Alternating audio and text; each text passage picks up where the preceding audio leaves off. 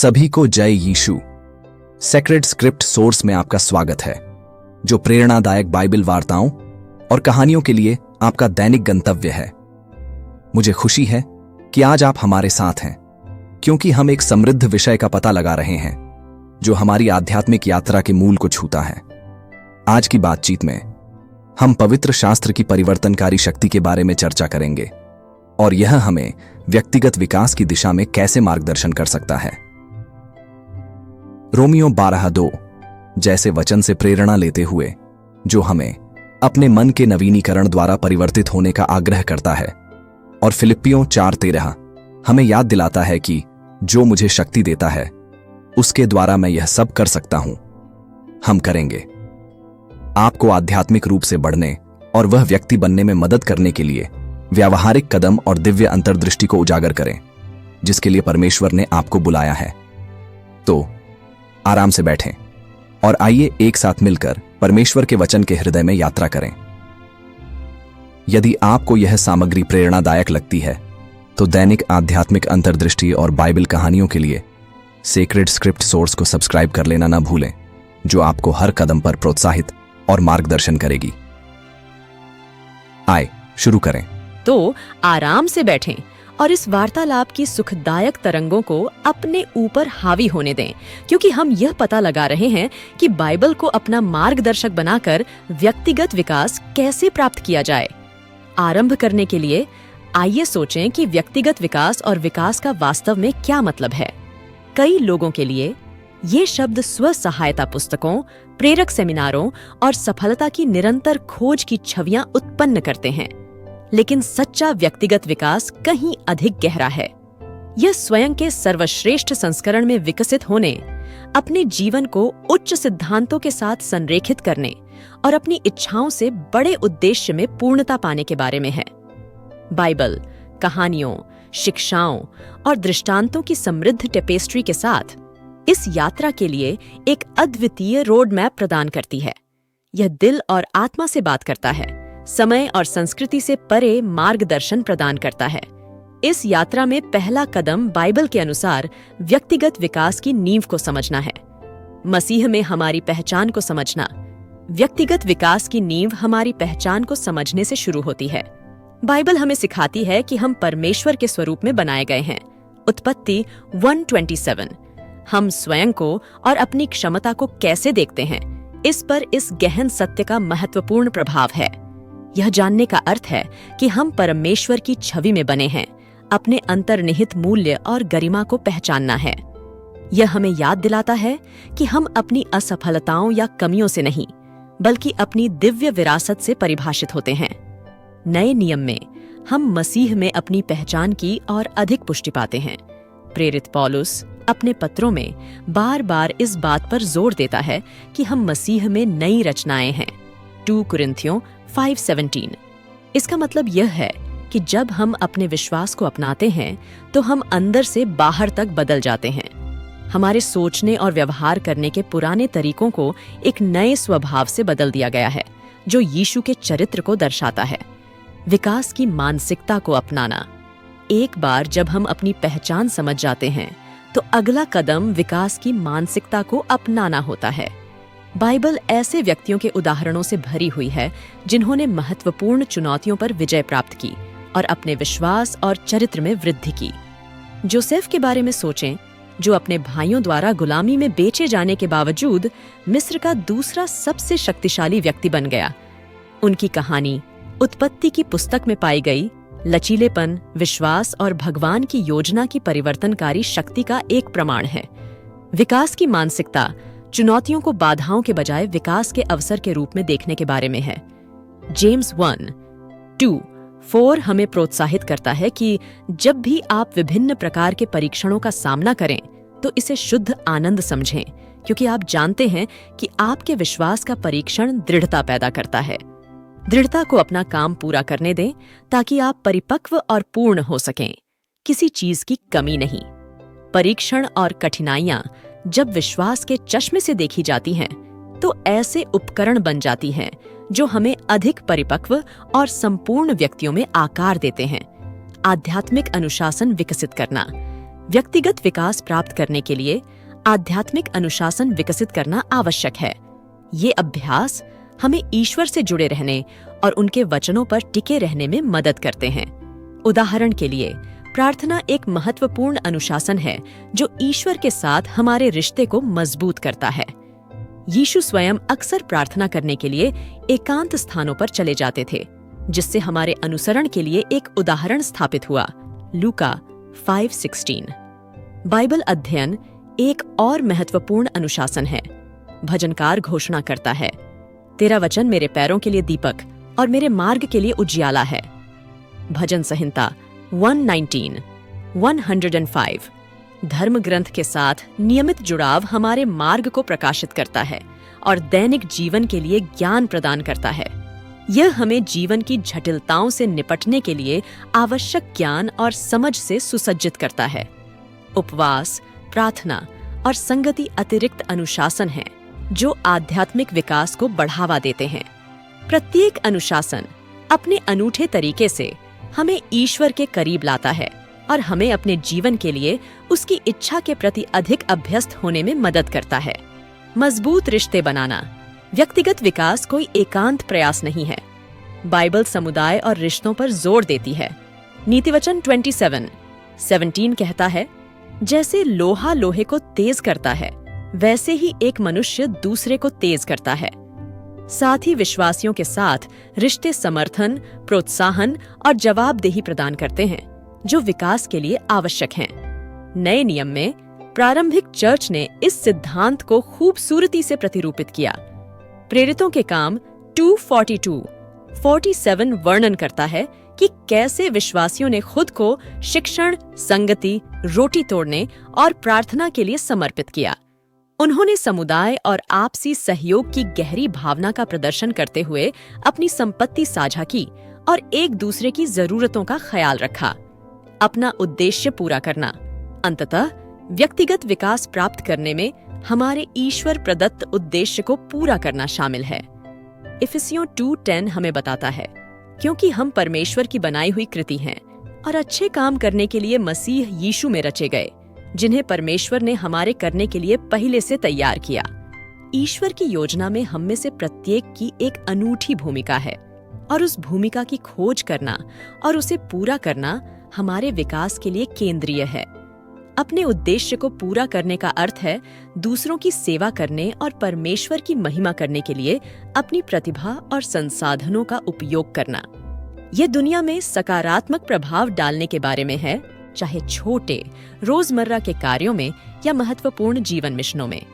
तोड़ों का दृष्टांत मैथ्यू 25:14-30 हमें याद दिलाता है कि हम उन उपहारों के प्रबंधक हैं जो परमेश्वर ने हमें दिए हैं और हमें उन्हें बुद्धिमानी और ईमानदारी से उपयोग करने के लिए बुलाया गया है। मसीह जैसा चरित्र विकसित करना। जैसे जैसे हम आध्यात्मिक रूप से बढ़ते हैं, हमारा प्राथमिक लक्ष्य मसीह जैसा चरित्र विकसित करना है। रोमियो 12:2 में प्रेरित पौलुस हमसे आग्रह करता है कि इस संसार के नमूने के अनुरूप न बने, परंतु अपने मन के नवीनीकरण द्वारा परिवर्तित हो जाएं।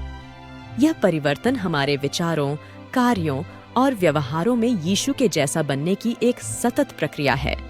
मसीह जैसे चरित्र के प्रमुख पहलुओं में से एक आत्मा का फल है, जिसे पॉल गलातियों 5:22-23 में रेखांकित करता है। प्रेम, आनंद, शांति, सहनशीलता, दया, अच्छाई, विश्वास योग्यता, नम्रता और आत्मनियंत्रण। ये गुण केवल आकांक्षा करने के लिए आदर्श नहीं है, बल्कि ये मूर्त गुण हैं जिन्हें हम अपने दैनिक जीवन में विकसित कर सकते हैं। प्रेम यीशु की शिक्षाओं के केंद्र में है। यह सिर्फ उन लोगों से प्यार करने के बारे में नहीं है जो हमसे प्यार करते हैं, बल्कि अपने दुश्मनों तक भी प्यार बढ़ाने के बारे में है। मैथ्यू 5:44 खुशी अस्थायी खुशी से परे है। यह भलाई की एक गहरी भावना है जो ईश्वर के साथ हमारे रिश्ते से आती है। शांति में न केवल संघर्ष की अनुपस्थिति शामिल है, बल्कि ईश्वर और दूसरों के साथ पूर्णता और सद्भाव की भावना भी शामिल है। हमारी तेज रफ्तार दुनिया में सहनशीलता या धैर्य आवश्यक है। इसमें कठिन परिस्थितियों और अनुग्रह वाले लोगों को सहना शामिल है, दयालुता और भलाई हमारी नैतिक अखंडता और दूसरों की मदद करने की हमारी इच्छा को दर्शाती है। वफादारी का अर्थ विश्वसनीय और भरोसेमंद होना है, विशेषकर ईश्वर के साथ हमारे रिश्ते में। सज्जनता में विनम्रता और दूसरों के प्रति विचारशीलता शामिल है। और आत्मनियंत्रण हमें परमेश्वर की इच्छा के अनुरूप अपनी इच्छाओं और आवेगों को प्रबंधित करने में मदद करता है। आस्था को दैनिक जीवन में एकीकृत करना। व्यक्तिगत विकास को सार्थक बनाने के लिए हमारा विश्वास हमारे दैनिक जीवन के हर पहलू में व्याप्त होना चाहिए। इस एकीकरण का अर्थ है अपने घरों, कार्यस्थलों और समुदायों में अपनी मान्यताओं को जीना। कुलुस्सियों 3:17 हमें प्रोत्साहित करता है, और तुम जो कुछ भी करते हो, चाहे वचन से या काम से, वह सब प्रभु यीशु के नाम पर करो और उसके द्वारा परमेश्वर पिता का धन्यवाद करो। व्यावहारिक रूप से इसका मतलब है कि हमारे विश्वास को हमारे निर्णयों, हमारी बातचीत और जीवन की चुनौतियों के प्रति हमारी प्रतिक्रियाओं को प्रभावित करने की अनुमति देना। इसका अर्थ है अपने रिश्तों में मसीह के प्रेम और अनुग्रह का उदाहरण प्रस्तुत करना, अपने पेशेवर जीवन में ईमानदारी के साथ कार्य करना और अपने समुदायों में सकारात्मक योगदान देना। उदाहरण के लिए, अपने कार्यस्थलों पर हम ईमानदारी, परिश्रम और सेवक हृदय रवैया प्रदर्शित कर सकते हैं। जैसा कि कुलुस्सियों 3:23 कहता है, जो कुछ भी तुम करो उसे पूरे मन से करो, मानो मानव स्वामियों के लिए नहीं बल्कि प्रभु के लिए काम कर रहे हो। यह परिप्रेक्ष्य हमारे कार्य को मात्र नौकरी से ईश्वर की पूजा और सेवा में बदल देता है। हमारे परिवारों में विश्वास को एकीकृत करने का मतलब एक ऐसे घरेलू माहौल का पोषण करना है जो बाइबल के मूल्यों को दर्शाता है। इसमें हमारे बच्चों के लिए मसीह जैसा व्यवहार तैयार करना, खुले संचार को बढ़ावा देना और प्रार्थना और बाइबल अध्ययन में एक साथ समय बिताने को प्राथमिकता देना शामिल है। इफिसियों 6:4 सलाह देता है, हे पिताओं, अपने बच्चों को रिस न दिलाओ, वरन प्रभु की शिक्षा और शिक्षा में उनका पालन पोषण करो। विश्वास से बाधाओं पर विजय प्राप्त करें। व्यक्तिगत विकास चुनौतियों से रहित नहीं है।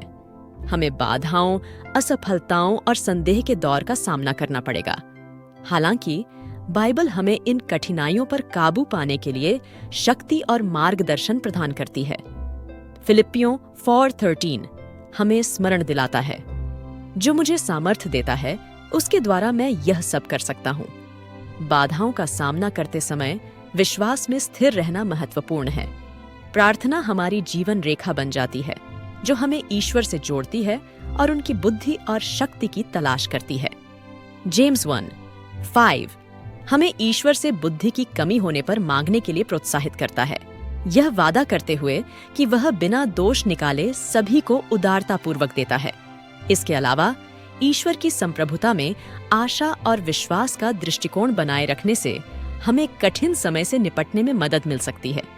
रोमियो 8:28 हमें आश्वासन देता है, और हम जानते हैं कि सब बातों में परमेश्वर उन लोगों के लिए भलाई के लिए काम करता है जो उससे प्रेम रखते हैं और जो उसकी इच्छा के अनुसार बुलाए गए हैं।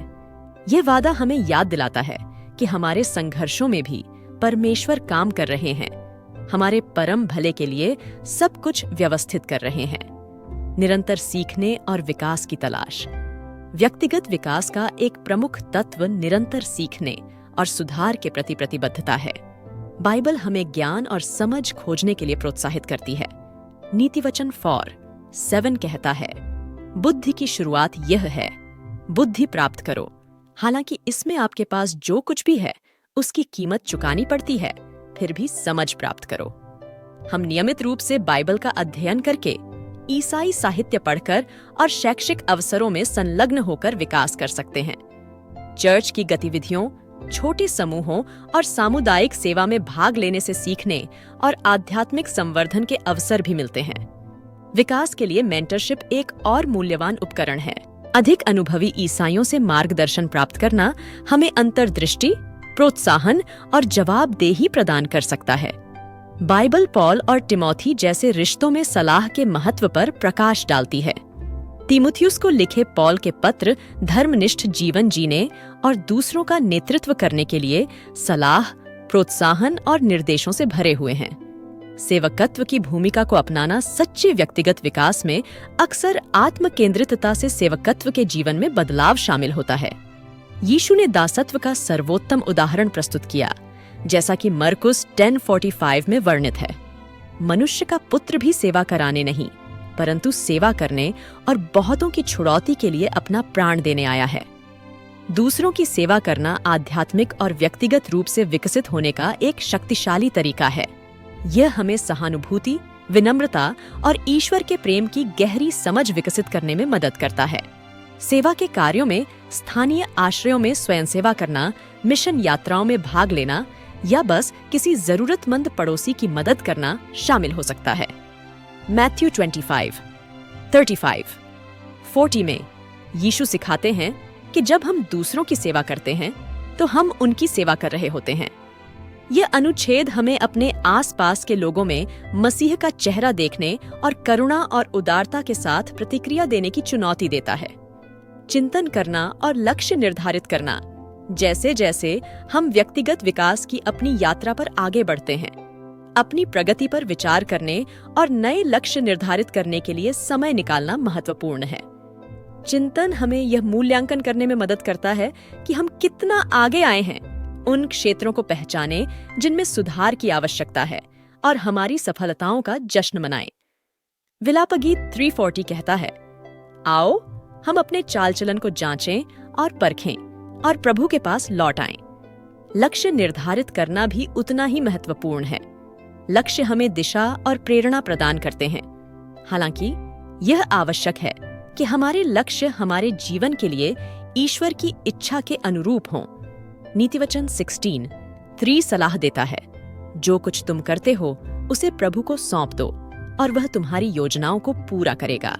छोटे, प्राप्त करने योग्य लक्ष्य निर्धारित करके शुरुआत करें, जो बड़े उद्देश्यों की ओर ले जाते हैं। चाहे वह दैनिक बाइबल पढ़ने के लिए प्रतिबद्ध हो, किसी चरित्र गुण में सुधार कर रहा हो या अधिक सामुदायिक सेवा में संलग्न हो, प्रत्येक लक्ष्य हमें उस व्यक्ति के करीब लाना चाहिए जो ईश्वर हमें बनाना चाहता है।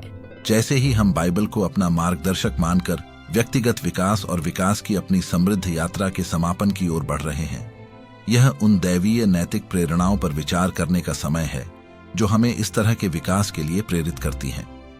जिन सिद्धांतों पर हमने चर्चा की है वे केवल सैद्धांतिक अवधारणाएं नहीं हैं, बल्कि जीवित सत्य हैं जो हमारे जीवन को अंदर से बाहर तक बदल सकते हैं। व्यक्तिगत विकास के लिए ईश्वरीय प्रेरणा को अपनाना। व्यक्तिगत विकास का सार, जैसा कि बाइबल द्वारा निर्देशित है, हमारे जीवन को ईश्वर की इच्छा के साथ संरेखित करने और हम जो कुछ भी करते हैं उसमें उनके प्रेम और धार्मिकता को प्रतिबिंबित करने में निहित है। बाइबल हमें सिखाती है कि हमारा अंतिम उद्देश्य ईश्वर की महिमा करना और हमेशा उसका आनंद लेना है। यह गहन सत्य व्यक्तिगत विकास के लिए हमारी सर्वोच्च प्रेरणा के रूप में कार्य करता है। परमेश्वर की महिमा के लिए जीना 1 कुरिन्थियों 10:21 में पौल लिखता है, सो चाहे तुम खाओ या पियो या जो कुछ भी करो, सब कुछ परमेश्वर की महिमा के लिए करो। यह वचन हमारे सभी कार्यों के लिए दिव्य प्रेरणा को समाहित करता है। हमारा विकास केवल व्यक्तिगत लाभ के लिए नहीं है, बल्कि हमारे निर्माता का सम्मान और महिमा करने के लिए है। जब हम इस मानसिकता के साथ जीते हैं तो हमारा जीवन ईश्वर की कृपा और शक्ति का प्रमाण बन जाता है। मसीह के प्रेम को प्रतिबिंबित करना यीशु हमें यूहन्ना 13:34-35 में आदेश देते हैं, मैं तुम्हें एक नई आज्ञा देता हूं, एक दूसरे से प्रेम रखो। जैसा मैंने तुमसे प्रेम रखा है वैसा ही तुम भी एक दूसरे से प्रेम रखो। यदि तुम प्रेम करोगे तो इससे सब जानेंगे कि तुम मेरे चेले हो। एक दूसरे चरित्र और आत्मा में हमारे विकास से हमें दूसरों से अधिक गहराई और ईमानदारी से प्यार करना चाहिए। यह प्रेम मसीह के सच्चे शिष्य की पहचान है। धार्मिकता और पवित्रता का अनुसरण करना विकास के लिए एक और शक्तिशाली प्रेरणा धार्मिकता और पवित्रता की खोज है। 1 पतरस 1:15-16 में हमें अपने सभी कार्यों में पवित्र बने रहने के लिए कहा गया है, क्योंकि लिखा है, पवित्र बनो क्योंकि मैं पवित्र हूं। यह अनुसरण हमें अलग करता है और हमें ईश्वर के स्वभाव के साथ जोड़ता है। यह हमें अपनी कमजोरियों से ऊपर उठने और एक ऐसे जीवन के लिए प्रयास करने की चुनौती देता है जो ईश्वर की पवित्रता और अच्छाई को दर्शाता है। विश्व में प्रकाश बनना यीशु ने मत्ती 5:14-16 में कहा। तू जगत की ज्योति है। पहाड़ी पर बसा हुआ नगर छिप नहीं सकता। लोग दीपक जलाकर कटोरे के नीचे नहीं रखते, इसके विपरीत वे उसे उसकी चौकी पर रखते हैं और वह घर में सबको उजियाला देता है। वैसे ही तुम्हारा उजियाला दूसरों के सामने चमके, कि वे तुम्हारे भले कामों को देखकर तुम्हारे स्वर्गीय पिता की बड़ाई करें। हमारा व्यक्तिगत विकास हमें उस दुनिया में आशा और सच्चाई का प्रतीक बनाना चाहिए जिसे इसकी सख्त जरूरत है। अपने विश्वास को प्रामाणिकता से जीने से हम दूसरों को ईश्वर के प्रेम और सच्चाई की ओर आकर्षित करते हैं। परीक्षणों में दृढ़ता व्यक्तिगत विकास की यात्रा चुनौतियों से रहित नहीं है।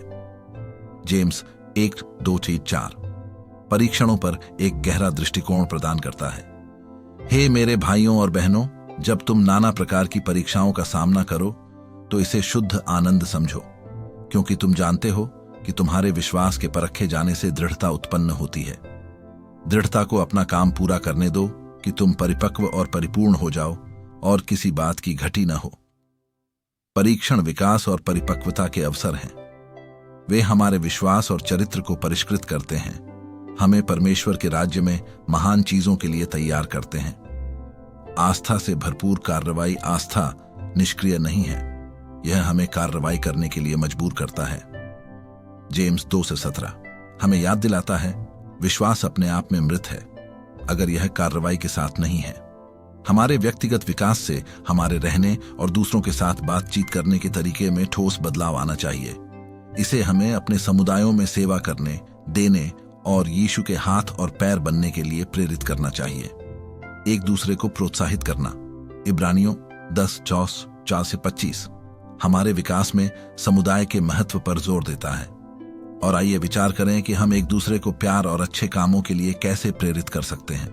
एक साथ मिलना नहीं छोड़ सकते, जैसा कि कुछ करने की आदत है, लेकिन प्रोत्साहित करना एक दूसरे को, और जैसे जैसे तुम उस दिन को निकट आते देखोगे और भी अधिक।